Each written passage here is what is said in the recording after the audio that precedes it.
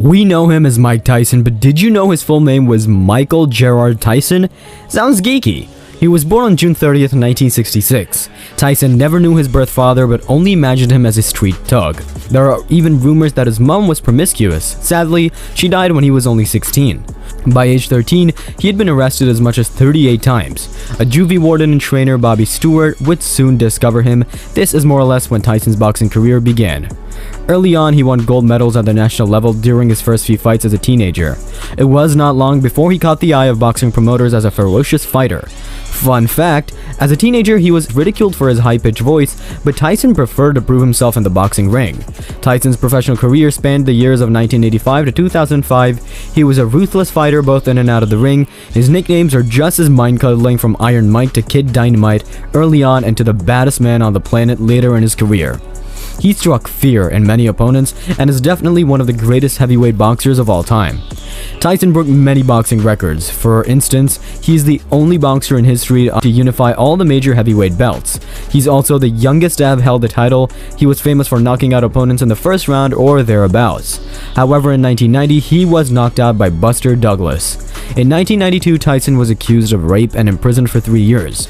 Likewise, in 1997, he was disqualified for biting off Evander Holyfield's ear. As late as 2002, he competed again for the title, but was knocked out by Lennox Lewis. Sadly, Cus D'Amato, who was supposed to be his legal guardian, died earlier than anticipated in November 1985, and this may have been the only reason Tyson spiraled out of control as he became more popular. However, during Mike Tyson's reign of terror, even mentioning his name struck fear in the hearts of his heavyweight opponents around the globe. He was notorious for his destructive finishing, hard-hitting hooks, and frightening demeanor.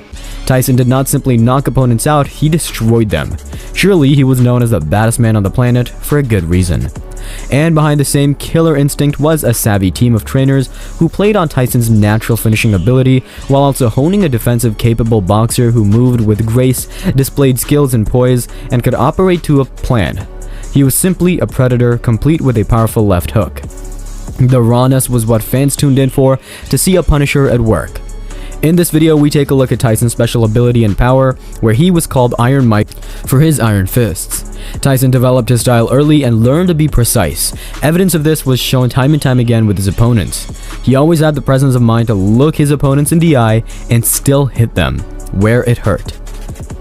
His punches were always direct. Proof of this was in the many first-round knockouts he won. For example, Tyson was in no mood for a drawn-out fight when he finished Michael Johnson and instantly ripped the Florida native with a powerful right-hand blow. That bout ended in barely 40 seconds of the opening round, even though Johnson had a 23-pound weight advantage. He received the full brunt of a right to the head, and it was all over.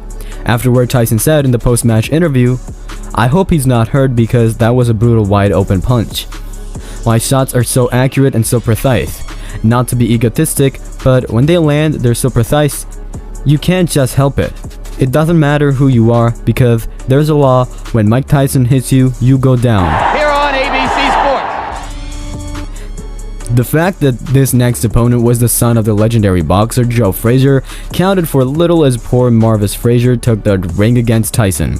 Following a relentless barrage of headshots, Frazier slumped to the seat of his pants, seemingly frozen in time. The referee had to stop the fight.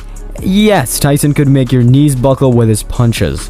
This time it was a terrific uppercut, and it was the same punch with which Tyson knocked out Jesse Ferguson on yet another fight night. An iconic moment for Mike Tyson on many levels was the image of a badly shaken Trevor Berbick trying to regain his composure, and it was beamed around the world during a period when there was no social media. Despite that, it still trended in its own way. While delivering a series of devastating left hooks, Trevor lost his bearings and was seen stumbling around the ring like a drunkard. And so Tyson has captured the WBC crown and written his name into the history books as the youngest ever heavyweight world title holder. Next on the bill was Larry Holmes, and just as an aging Muhammad Ali had been mercilessly served up to Larry Holmes at the end of Ali's illustrious career, Holmes himself, who was just shy of 40, was presented to a terrifying young Tyson. And even with serious ring experience, Holmes' legendary jab could not keep Tyson at bay. The youngster smashed home a final right hand in the 4th round, knocking all of the resistance out of Holmes. Joe Cortez, who was the referee, had seen enough and called the fight. 2 years before, he ventured to Tokyo for a sensational humbling at the gloves of James Buster Douglas, also the first man to knock him out. Tyson was in the Japanese capital to fight against former WBA title holder Tony Tubbs.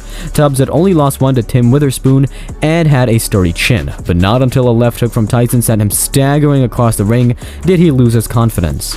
It was all over in no time.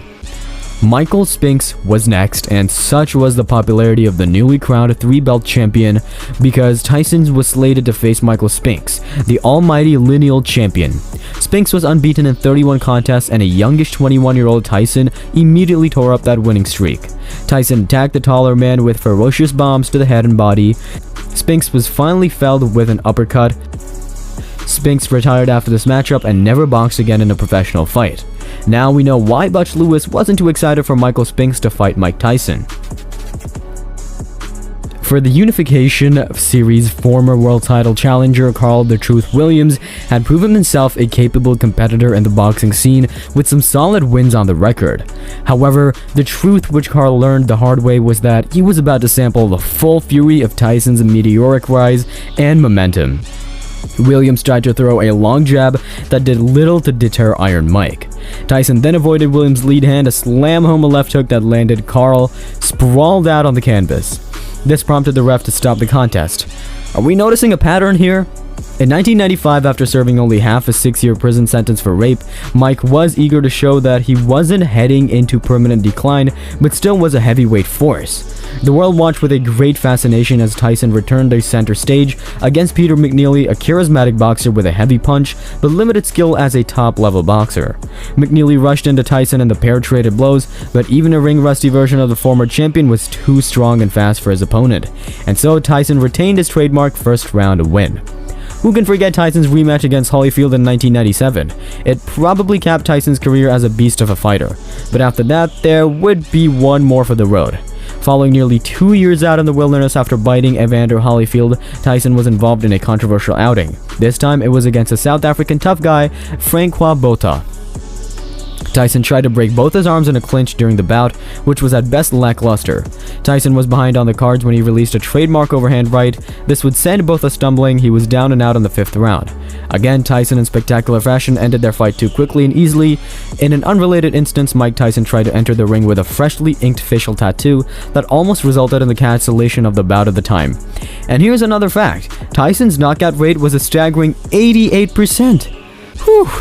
In a bout at the twilight of his career, Tyson once again finished off Clifford Etienne, aka the Black Rhino. In rapid fashion, the one-time prospect was visibly intimidated right up until Tyson landed a chilling right hand to end matters after just 49 seconds. Sadly, Clifford is now in prison serving a 105-year sentence for armed robbery.